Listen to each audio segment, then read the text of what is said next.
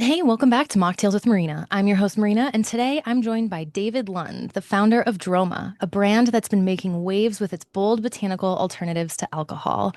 We're going to explore how this dream came to life, what sets it apart, and what it really means to create something that not only replaces alcohol, but offers something completely and entirely different. David, welcome to the show. Thank you so much for being here. Yes, thank you. Appreciate it. I'm pretty excited to be here too. Yes. Yeah, this is a brand that we get so many requests about, specifically because number one, I think that this is one of the most innovative products on the market, not only flavor wise and, function wise, but story wise. So let's start with the story. What does Droma mean, and how did you land on Droma? Yeah, it was funny kind of just how like when it all started, kind of I guess going back a little bit. My background is, I don't drink. I didn't drink very much my whole life. And I wanted to create something that was like meaningful to me when I jumped into this space and was creating Droma. And so, but it was crazy. Like when you're trying to figure out a name for a brand, it was actually a lot of work, a lot of time, a lot of effort that goes into it. And we went through a lot of different ideas. I came up with different names, and I tried to share them with my friends and family and figure out what worked, what didn't work. And it was just kind of random. I finally came up with Drømme, but Drømme means dream in Danish. And so I spent a couple years in Denmark. I lived there full time when I was 19 and 20. And so I fell in love with the people, the culture. Scandinavians are awesome. I mean, the way that they like spend time together, the family element, the food and drink element. It was funny because like when you're in Denmark, and you get invited to come over to someone's house for dinner, it can turn into it's like a 4 hour dinner sometimes. And so it's drinking, it's talking, it's eating, it's sharing stories. It's a really cool experience. And so, I mean, I kind of wish we had more of that type of dinner sometimes here in the States too, where it's like it's a big ordeal. I mean, different courses and desserts and like the food they make. It's a really cool experience. So, anyways, I felt like I want to incorporate some of that culture into Droma, and into the brand itself. And so, when I was thinking about creating a product or creating a brand, creating something that was different and unique, and again, like I said, personal to me, Denmark just kind of kept coming back to me. And so something for me, dream is a really cool and unique word too. I think like as we all look at like our lives and what we want and what we dream about, and how we're going to get to those dreams and how do we achieve those dreams and those goals in our life. I think alcohol and drinking and some of these things can play a role in our progress, right? And so whatever habits we might have, whether it's alcohol, whether it's smoking, whether it's any kind of other things that maybe get in the way of some of our dreams or some of our goals that we have. Anyways, that kind of resonated with me. I'm a dreamer. I mean, it's kind of funny. I like to wake up in the morning also and just kind of think about the dreams that I had overnight, but then also think about like what are my dreams going to be, 3, 4, 5 years from now. Like that's something that resonates with me too, is like let's think about the future and what we can do and how we can get there. And so anyway, so the name Droma also just kind of felt right. Like I love the sound of like Droma soda and Droma tonic and a Droma cocktail, and like so it just felt really good when I just started saying it as well. So I love the O as well, the slash through it. And so but yeah, that's kind of where the name came from. Some of our design elements have a little bit of Scandinavian flair to them. So the labels, the way we express what's in the bottle through the label. So it's not just, the name on the label, but it's also the ingredients. We wanted to include the ingredients on the label. So whether it's the maple or whether it's the ginger or the melon or the different plants or botanicals and pomegranate. So a lot of these things we wanted to express on the label and then use those kind of like illustrations and Scandinavian feel to get that point across. And so it's kind of fun. I mean, again, it took a while to get to a name. And I mean, I look back on some of my notes and scribbles, like in my notebooks of like different name ideas. I was like, oh man, that was pretty funny, like some of the ideas that I had. But yeah, that's where the name comes from. Yeah, the process is wild. And first off, I want to mention you mentioned the design of the bottle, like representing what's inside of it. I think that's one of my favorite parts about Droma being on the shelf. Like, if you are a mixologist and you're listening, you haven't tried this product, it's so easy to like naturally come up with really kick-ass drinks because you just look at it, and if you are a visual person, you've been doing this for a little bit of time, you're like, okay, I know what those fruits are. I know what those herbs are. I know what they taste good with. So it's very quick, especially if you are behind a bar and you're trying to make something more personal for someone. If someone comes up and says, can you make me something special? It's just one of those things that's really easy to grab. So let's dive a little bit more into that formulation and kind of the product behind the name. So as you were coming up with this idea of Droma, the drink, walk us through that process. Like, what inspired you to create these botanical alternatives, and what was that formulation like for you? Yeah, just like the name and the branding, like I mean, it takes a lot of work and a lot of trial and error to kind of get to that formulation as well. But I like what you were saying, kind of as you've used the product and kind of as you're introducing it to friends or colleagues, and when we introduce it to different bartenders or restaurant owners, what's cool about it, like you're saying, is like it does have a lot of different ingredients and types of ingredients and herbs and botanicals in it.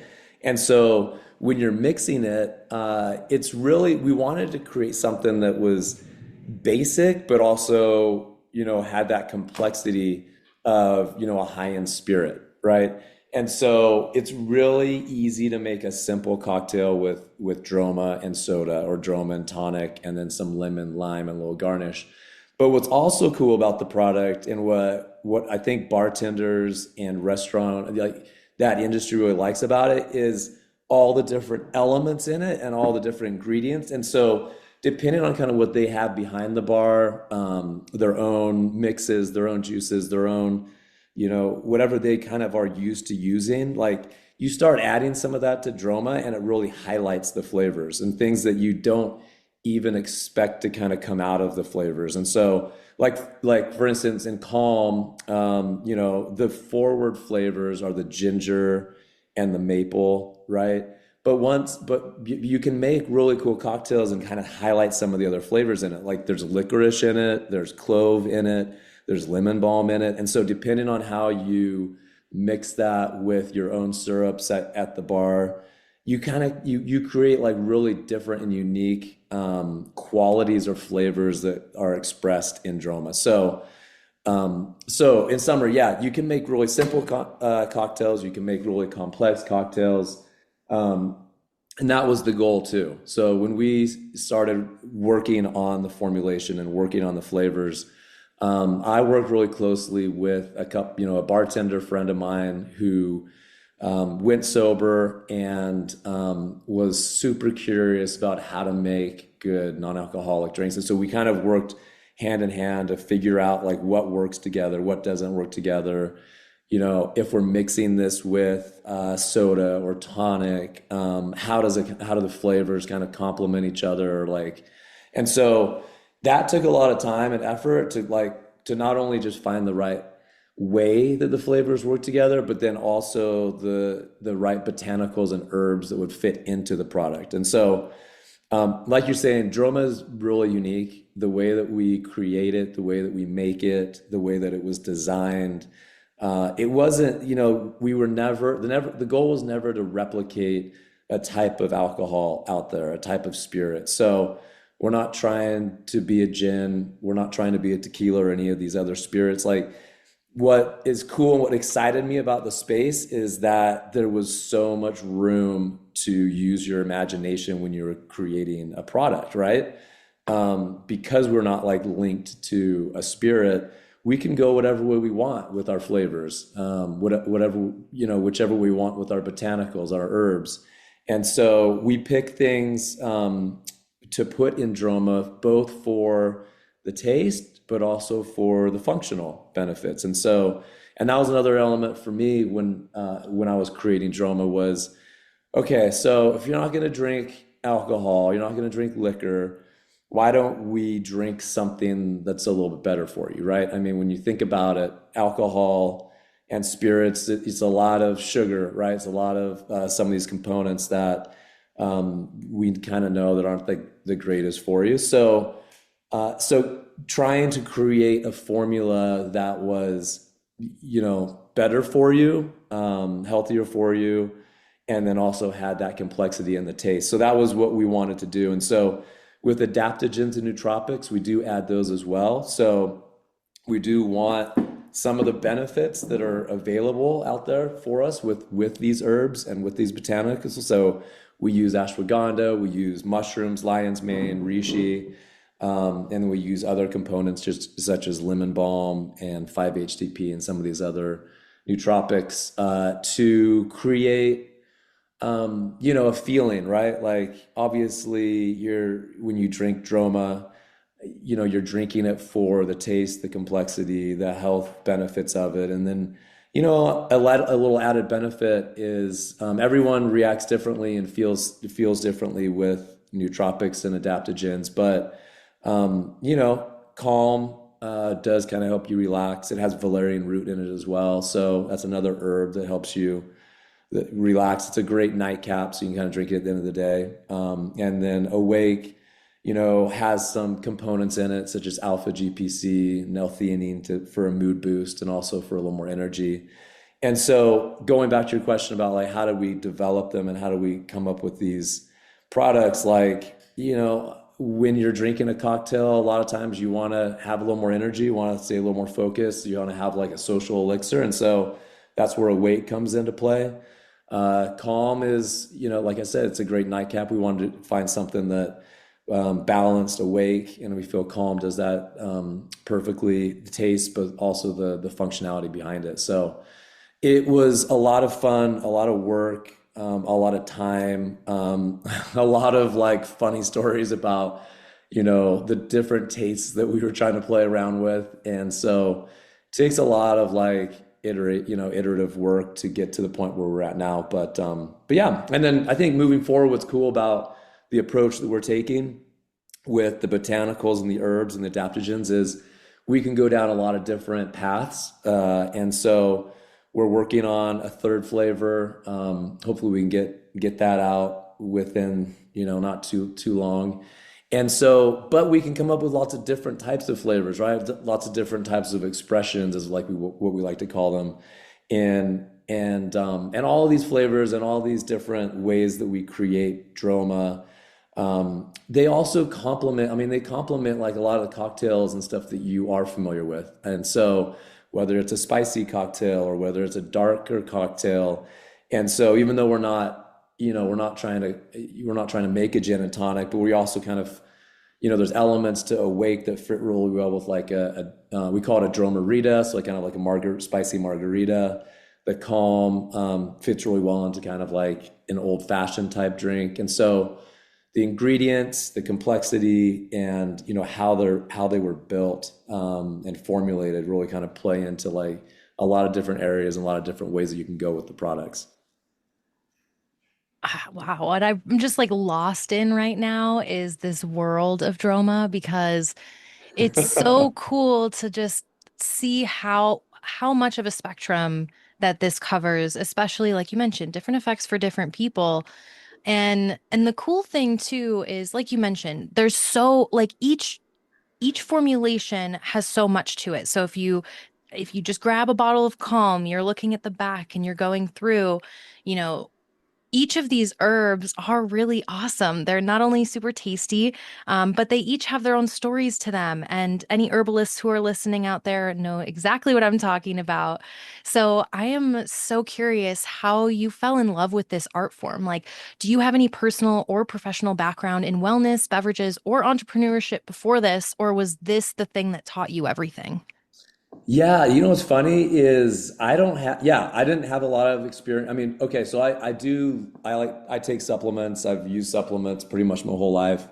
I feel like, some of them work well for me. Some of them I don't, feel too much of improvement with. But so I've got experience with that and herbs. And then my family has also been a big influence on me. So my mom, she spent a lot of time, a lot of energy, and a lot of efforts on herbs and supplements and things. She always struggled with some health issues for a lot of her life, and really gravitated towards natural alternatives, to prescriptions and things like that. And so I got a lot of influence from her and kind of a lot of help and support, I think, throughout a lot of my life when I was whatever I was struggling with or needed help with. And she's like, hey, here, try this herb or try this supplement.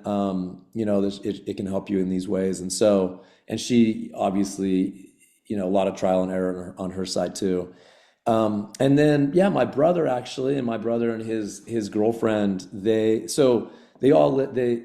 live on a big property up in northern Idaho. My mom, my brother, and his girlfriend, and they grow a lot of their own herbs and plants, very holistic living, and so that also influences me too. Where I'm like, yeah, I can see kind of the health benefits and see what you get out of, if you are kind of focused on plants and some of these elements from a health perspective, but just good like a living perspective, right? A healthy living perspective. And so I would say that I had lots of people influencing me from that perspective. I myself, I'm not an herbalist. Um, and then also when it comes to, entrepreneurism, like before this, I was kind of working more of a regular job. And so I've always had the desire to start my own business and to come up with a product that really resonated with me. And I think it was just kind of timing. I was ready to move on from my last job. I was in finance. I worked for an investment firm, and COVID hit, and I think it was a really interesting time, right, for a lot of people. A lot of my friends and colleagues kind of reassessed their life, thought about what they wanted to do, had time to do that. I think everything slowed down a little bit during COVID. And then specifically for me and my and Droma, I also thought it was a unique time because during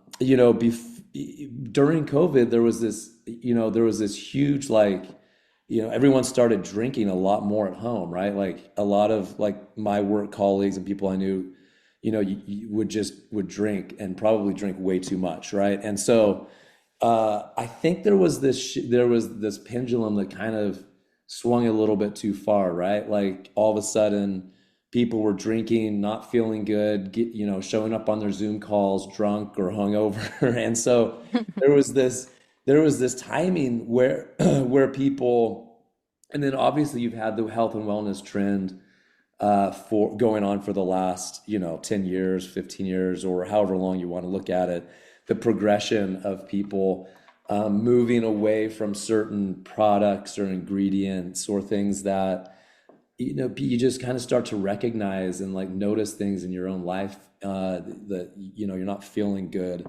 And so there was a lot of that, I think, timing wise with COVID that hit. And then for me specifically, where I started to, I mean, there were a lot of like non-alcoholic beers out there prior to COVID. There were some non-alcoholic wines, and that there were, a handful of other non-alcoholic spirit alternatives, but not a ton of products like mine on the market.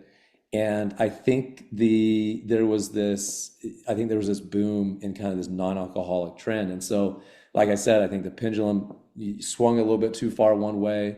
people started drinking too much, noticing the effects. And then all of a sudden there was this move towards a little bit more healthy living. You know, you're working from home. Maybe you shouldn't be drinking, you know, breakfast, lunch, and dinner. Maybe you should be going out on hikes and like kind of enjoying nature.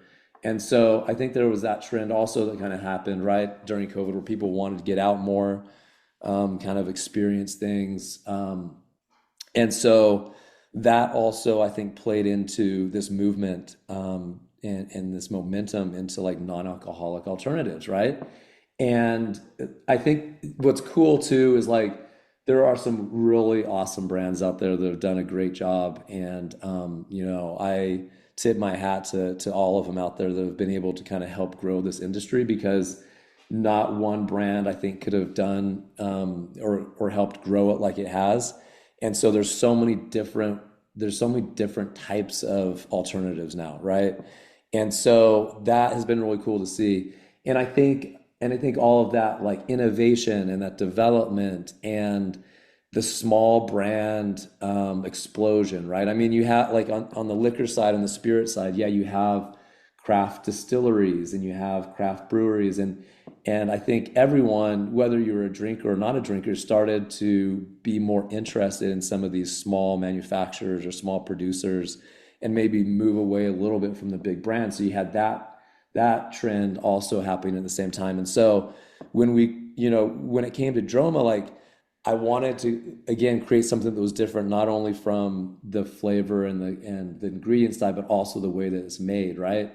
Like we hand make our product, like everything's done by hand. So we hand mix, we hand label, we hand bottle, we ship everything out by hand. And so like there's a lot of like touch points for us on the product and making sure the product goes out the way that we want it to go out, and working with the herbs, working with the botanicals, working with the ingredients that we work with. We wanted the freshest, like the freshest product possible from production to consumption. And so like I said, we're doing production runs constantly, one, two, three times a week sometimes, and we're getting product out there as fresh as possible to stores, to retailers, and to the consumer. So that was our goal. Was we wanted something that you could taste the difference, you could kind of feel the difference, and that kind of played into some of the same trends that we saw during COVID, right? And so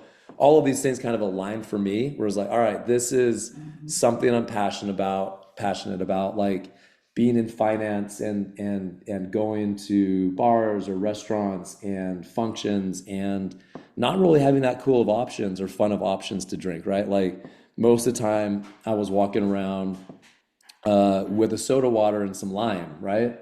And then if I was feeling really crazy, maybe I'd have a Diet Coke with some lime. And so, because there's not a lot of like really good options for you if you want like a nice non-alcoholic drink that's not just sugary.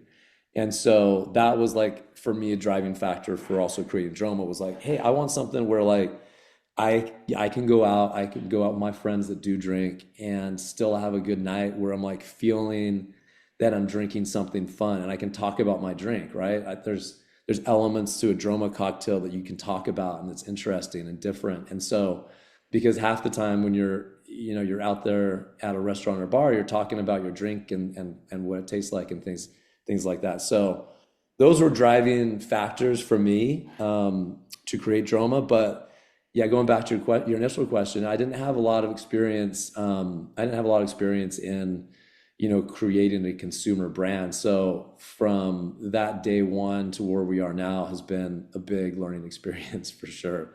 Lots of trials, lots of errors, lots of just throwing stuff at the wall to see what sticks. And when it comes to marketing and advertising and things like that. But yeah, so I hope that answered your question without too much rambling. No, not only does that answer it, but this extra layer that is not really that present in non-alc, which is handmade and fresh. Like, yes, there's a lot of small brands and small businesses out there, and we can celebrate everyone for that. But you are in a very distinctly special category of people that like it's not like you're going out and finding co-packers and doing all of these other parts that a lot of other brands deal with. You have your own process here. And I think that's so cool that your vision and the feeling of Droma was what drove all of its growth. And it's one of the most popular brands in so many different establishments, which is so cool. And that being said, again, knowing that this was just a culmination of your passion and it brought forward all of these incredible skills. I think that there's something really powerful in that. So I'd love to hear, at any point in the process, were there any super surprising hurdles or lessons that you learned that you're just like, dang, like I would have never learned this had I not gone through this process? Yeah, lots of them for sure. I think there was, so when we started, we partnered with a distillery in San Diego. And but we wanted to keep it, I wanted to be part of the process of mixing and making the product, right? But obviously I didn't have the capital, the momentum, or even I didn't know for sure if Droma was going to work, right? So like to invest all the money in my own production, would have been a little bit more difficult. So anyways, we partnered with the distillery, and it's interesting because the first, so like, and then you also kind of like, so going from formulation to production is also really interesting, right? Because I mean, you work with consultants, you do it on your own, you kind of come together, you bang your head, you're like, all right, this tastes good, this works. Okay, I think we have a formulation here that is gonna work, and then you got to go through kind of the hurdles of making sure you have everything working together from an FDA compliance standpoint. So there's a lot of that like process type stuff that goes into creating the formulation itself, right? But you're also banking on the fact that the production is going to mirror the exact way that your formulation tastes in sampling, right? When you're doing these small batches, you're making like a gallon or two of the product, right? And so it's not a full scale production of 1,000 bottles. And so, and then that was also a big challenge, was like finding a partner that would do a small batch production run with us, right? Because you had to find someone that had the equipment, was willing to kind of let you use and partner with you to create and batch the product in their facility. And so there was a lot of like that took actually a lot longer than I also expected, was to try to even just find someone that was willing to do this, right? Because like you go to a co-packer and they're going to want to do like a really big production run. And then, so you have that route, you go down the co-packing route. And then, the other route that we wanted to go down was more of the like artisan feel, small batch, handmade feel. And so, but finding the right partner for that was also really hard, right? So we did find someone in San Diego, and we had our formulation, got everything that we had, bought all of our ingredients, got everything prepared for the production run. And then, we go into production, and like it's crazy though, because like you're mixing, and then you're bottling, and then all of a sudden I'm like, oh gosh, this doesn't taste like it doesn't Oh taste like no. doesn't taste like we had in our sample, right? And it's already like we're already committed to like 1,000 bottles. And then I was like, oh man, and like all the money and time, right, that got to that point, it was such an exciting point to actually be able to make it, right? Like all the time that goes into the labeling, all the time that goes into picking the bottles, to ordering the bottles, the caps, the marketing, like Instagram, website, all the time and effort and money that was kind of like got to the point where it's like, all right, we can produce and then we can sell a product, right? And I just remember like our first production run, and the product didn't taste, it wasn't like the same, it didn't taste the same, right? And I'm like, oh my, I was like, this is crazy. after all this work, you finally get to that point where you have your product in hand, but it's like not up to like the standard that I wanted it to be. And so it's like, all right, well, I just invested, all this money in this first run. I was like, but I can't really use the product. Like I don't really want to use this. And so then it was like going back to like the formulation and then trying to figure out like what went wrong, what was different from like the sampling to the production. But it was like there was a moment I remember when I was just like driving away, with like my bottle, like I don't know, had some bottles and I was like, gosh, like I think I just freaking wasted a big part. Like I don't even know if this is gonna work, right? Like it was like one of those times where you just like question like everything that you've just done for the last like year. And so, but anyways, like we ended up like figuring it out. There was like it was just kind of like a little bit watered down too much. So we just took some water out and then we just strengthened the formula a little bit. And so like the next production run was like awesome. It was great. But that was crazy where it was like and you have those days, you have those times as an entrepreneur, you're trying to, you're building something from scratch where you just question your decisions. You question like your time and investment that you put into this.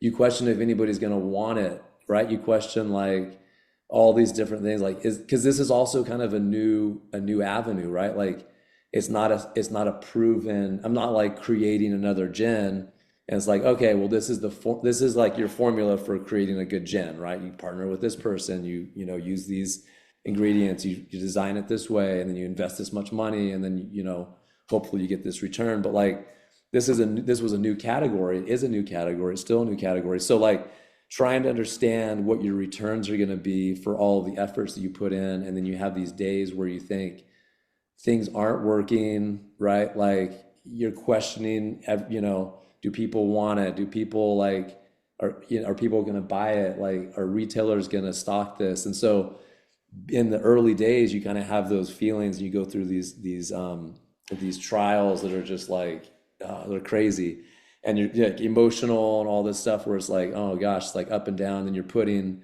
15, 20 hour days into some of these time, some of these times are starting up. And so there's a lot of emotions that go with it. And then you're trying to think level-headedly and make clear decisions. And I think that's probably one of the like most challenging things sometimes is being a founder or an entrepreneur and having the pressure and like if you don't do it, then it doesn't get done, right? Like if you don't make the decision or if you don't move forward or if you don't like make the investment or whatever it might be, then it doesn't happen. And so those early days when you're just by yourself with your own thoughts. Obviously, you've got friends and colleagues you can like bounce your ideas off of, but in reality, you kind of have to go with your gut sometimes, and then you got to just kind of just follow through and make decisions quickly. But so yeah, you got those challenges, you got those hurdles, and so when you're kind of in those early days, it gets a little bit crazy. So, It but is crazy.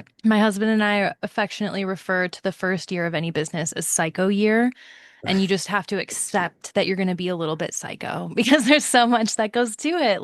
yeah, Like you mentioned, and I think what's the coolest takeaway from what you mentioned here is, I mean, my words, I am not quoting you here, but like you don't have to be a nerd to start, right? Like you learn along the way. You don't have to know how to deal with, oh, my production run went differently than expected. You don't need to know how ahead of time. You just need to trust that you'll figure it out along the way. And I think that that's really inspiring because, honestly, a lot of times, when we're coming up with new ideas, new spaces, not that like the concept of a drink is new, but the concept of where that drink fits into that social yeah, or that ritual of the day. And I think that that's real, that puts drama at a very interesting place that was not taken care of by any other products on the market before you had come to market. So in those in those early days, in that psycho year for you, were there, Yeah. do you have any stories of any like customers or people who maybe taste tested who really just gave you the fuel to keep going? Like, what were those sparks that, just kept the dream of Droma alive? Yeah, I think it's interesting, right? Where you're like I said, you kind of go through all this effort, this time, this money, this investment, and you have your product. So after that production run, right? Like I was like, I can't really use these, so it's like, what do I do with them? And then, but anyways, you do your because we did Calm and Awake pretty at the same time, right? So I got through that first one, and then had my production, did my production. And then I was kind of doing fulfillment, like I had a fulfillment partner in San Diego, but I also was like bringing product back and just like storing it in my house and doing fulfillment out of my house too, right? And so, but we didn't have the website, it wasn't live yet. And like, and then all of a sudden, like we turned it, you turn your website live, and you turn your Shopify on, and you're like sitting there and you're like, okay. And I already had like a little bit of a following on Instagram. And so like, yeah, you put the word out there that you have your product is live, your product, you can buy it now. And it's like, and then you're just kind of like sitting and waiting, right? You got like friends and colleagues and family that are buying. But I just remember the first sale from some like just someone that was a random person, right? And like I remember when the first sale came through, and then there was like they sent me like a message, and this was like before they'd even tasted it, but like I really like that message resonated with me. Or like she just said, "Thank you. This looks like such an amazing product, and I am really really excited for my order to come." But I just remember like, whoa, that's crazy. Like some random person, saw like the Instagram, saw some write up about the product, really liked it and bought it, right? Like just selling a product, like the first sale of a product that you've created to someone you don't know, right? And they haven't tasted it yet. And they were willing to spend, $40 on a bottle, and I have it shipped to them, and and they're waiting, so like that was like really cool. Where it was like, oh my gosh, like someone bought this, they actually wanted this, and they want to try it. They were able to, they took the initiative, and they even sent me a note about how excited they were. That was really cool. That was the moment where I was like, oh my gosh, like even though it was just one bottle, it still felt amazing. It was like, and that was like Aw. the most exciting like sales that I've ever had, right? Where you're like, okay, this person is taking a risk on what I've created, and they, can feel the vision, or like what I want to do with this product. And then even, I think I even followed up with them later, and they like loved the product, right? Like they're like, yeah, this is cool. Like awesome job. You created something really unique here. And so that felt really good. And then I think I did so for us, like for Droma, we really don't spend a ton of money on advertising. Like we've kind of played around with like Facebook ads and things like that, and haven't really seen the best return on it. And so anyway, so I mean, most of our it's just a lot of word of mouth and organic growth, and us kind of reaching out to people. And so, but we do like we do little events and things like this. And I remember we did a farm, like my first thing that we did was a farmer's market. And so, and the farmers, and I was kind of just like nervous. I was like, man, are like people gonna like buy a product? Are they gonna want to like drink it? Because, you don't, it's not very often you go to a farmer's market, and someone's serving non-alcoholic, functional elixirs. Like it's kind of a new, it really, you don't see it very often, right? And so I don't know, just kind of like nervous. And also it was like the first time that I would face customer, face to face with like new customers, right? So I had to like talk about the product in person, face to face with someone that I did not know, and try to like help them understand the product, and then sell them on a bottles, because we were doing little samples, but we were also also trying to sell bottles. And so that was kind of a crazy experience where I came into it and I was like nervous and anxious and like because it's your baby, right? It's like you put all this time and effort into this and like you don't really want it to give someone like a random person a cocktail or a taste of the product and then have them look at you and like, oh gosh, like we don't like this, right? Like that's just something that you don't real you're not like super excited to go through.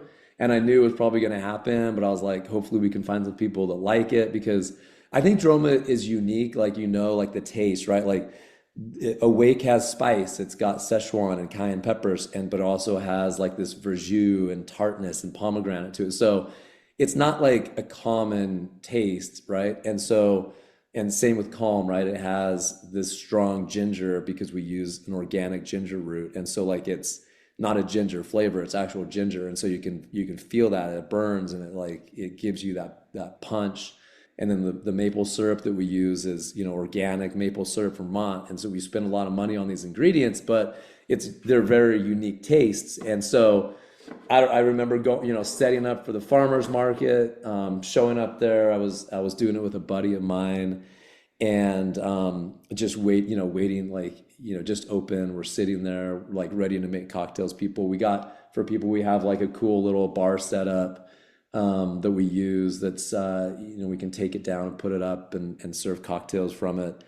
And so sitting there and I remember just like getting nervous. I was like, oh gosh, like we're no one's gonna come to our booth and stuff. So but anyways, like we ended up having like the best day. It was so fun, right? Like because it was so new. It was new to people and so everyone wanted to try it. Like we had like this crazy line of people, and we were hand making the cocktails with like shaker and our mixers and adding some fresh fruit and stuff, and it was just like craziness, right, for like the whole day. And like yeah, there were people that I could tell were like, it's not really for me because we don't use a lot of sugar. It's not like a normal like Shirley Temple or something like that or a pina colada that you're kind of used to, a lot of sugar and a lot of like that type of taste. It's different, right? Because it has these other different components to it. And so yeah, you have some people that it doesn't resonate with, but like the majority of people just they loved it. They thought it was such a cool idea, and we sold a ton of bottles. We gave out like all these drinks.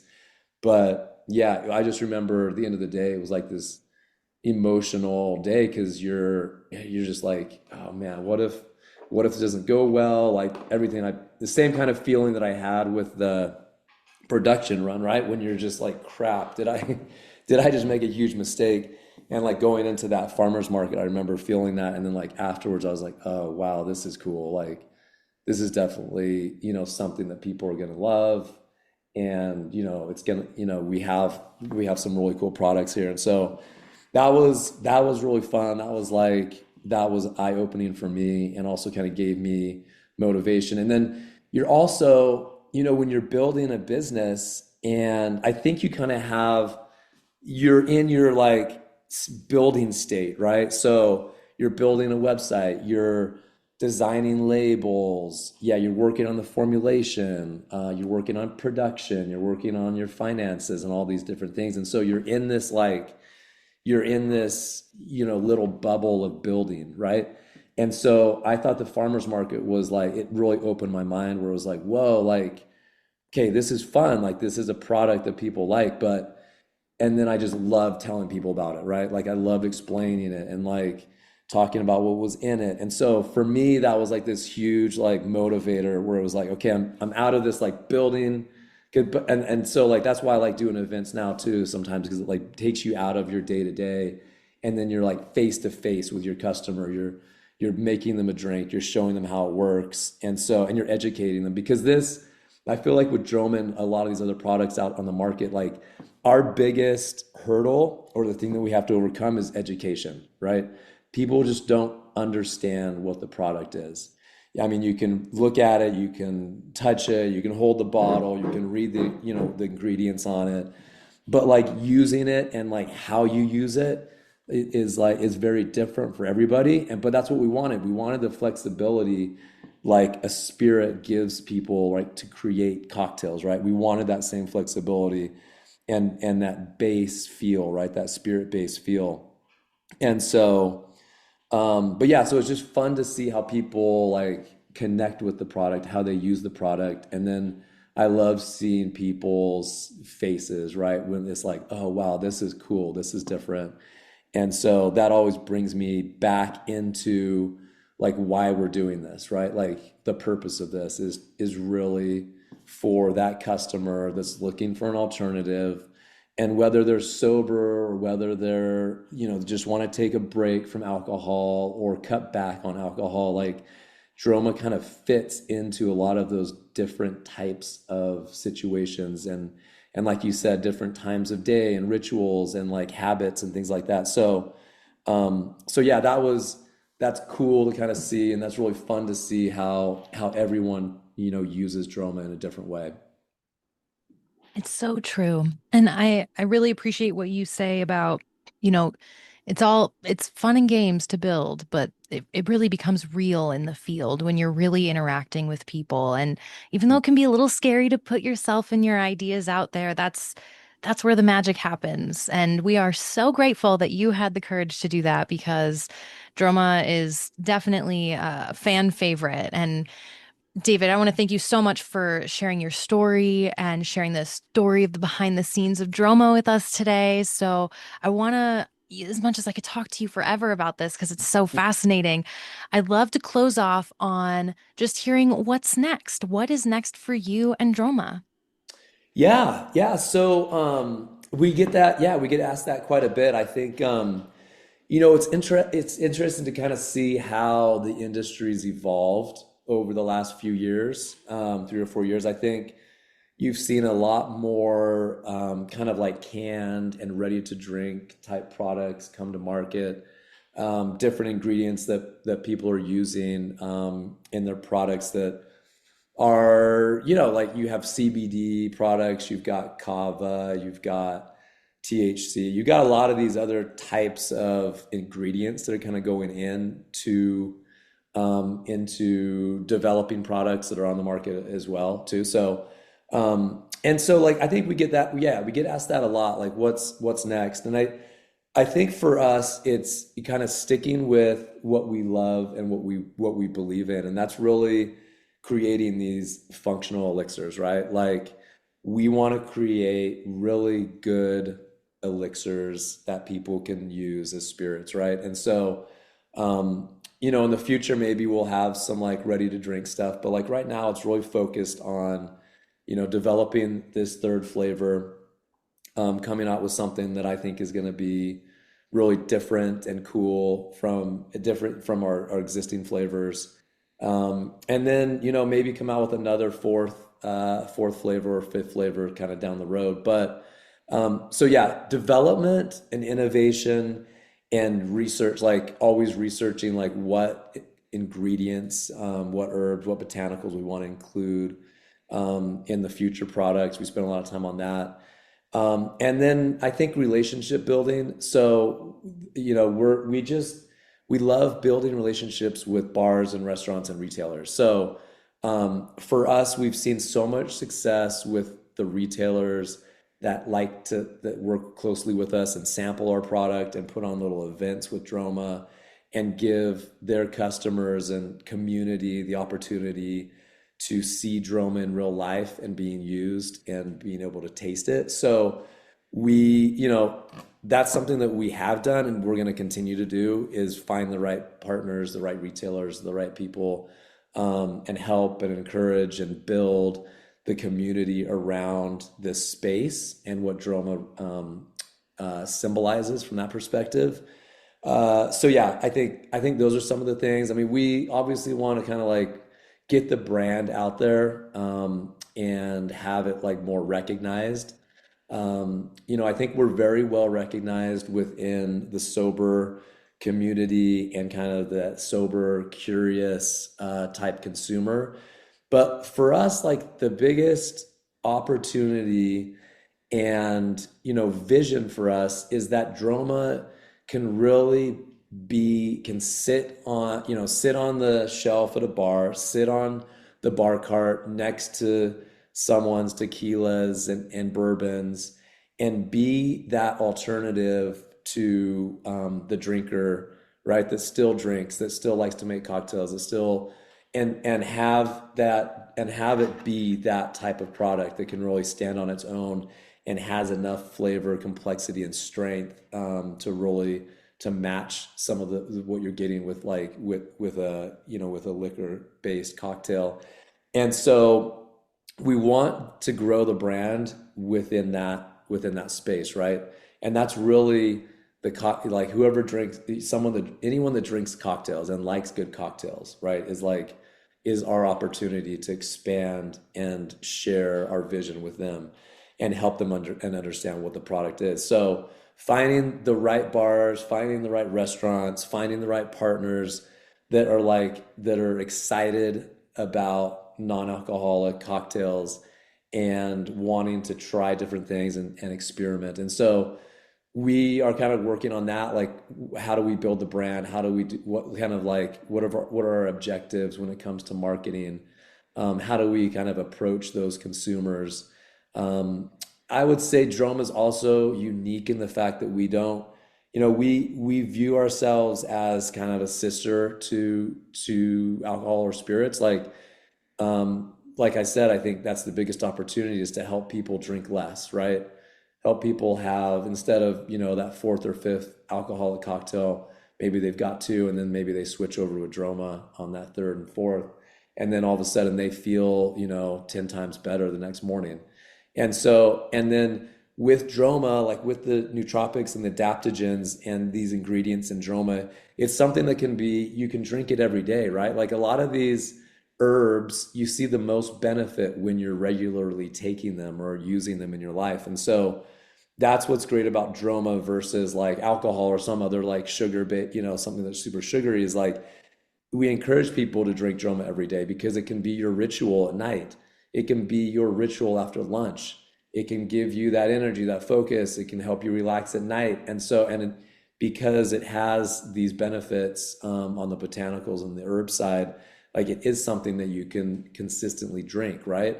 And so educating people, helping them understand that, continuing to build the brand, continuing to build our presence.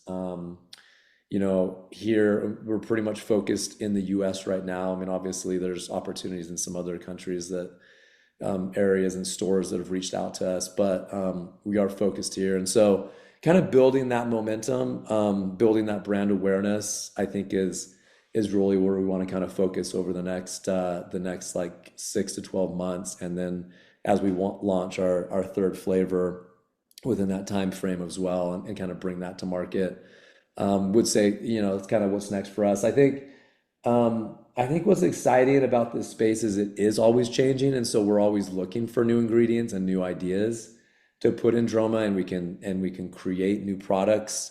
And having the flexibility of our own production, we can do small batches, we can do sample batches, we can play around with stuff, which is what we constantly do when it comes to flavors and different ingredients that we're trying out. So we have that flexibility, and so we want to keep the brand the way that it feels, right? Like we're not planning on going into mass production with a co-pack or anything like that. Like we want to grow our brand the way we want to grow our brand, and that's in a way that works for us, right? From a standpoint of quality and service and giving the customer what they expect. So yeah, those are things that we focus on here. And we've got a smallish team of a few of us, just three of us, and some part-time people and stuff. So we kind of expand as we need to, but yeah, we want to keep that same like artisan feel to the brand.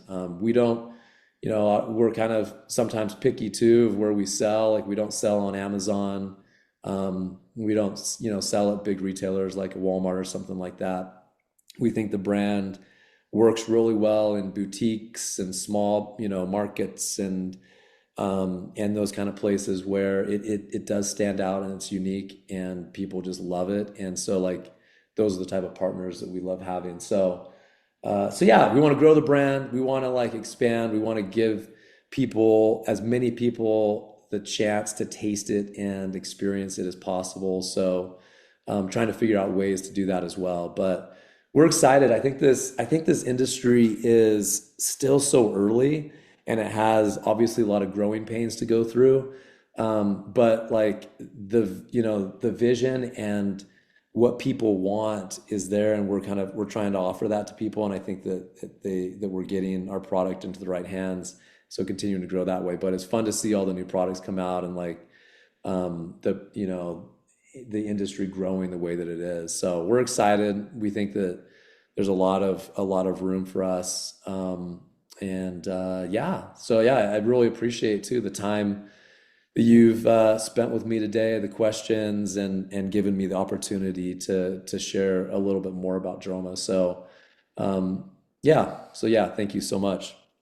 Yeah, thank you so much for being here. It's always such a privilege to hear directly from the creators who are genuinely changing what choice looks like in our glass and in our lives. For everyone listening, you can find Droma at drinkdroma.com. You can find that in the episode description here as well, but spelled out drinkdrome.com. And you can also follow along at droma on Instagram. Again, that is also in the description. So if you try it, go ahead, give them a tag. We always want to hear what you think. And as always, if you love this episode, leave us a comment or review and share it with a friend who's exploring a new way to unwind. You're always welcome to send me an email, hello@marinamars.com, with any questions, comments, concerns, or curiosities. So until next time, cheers.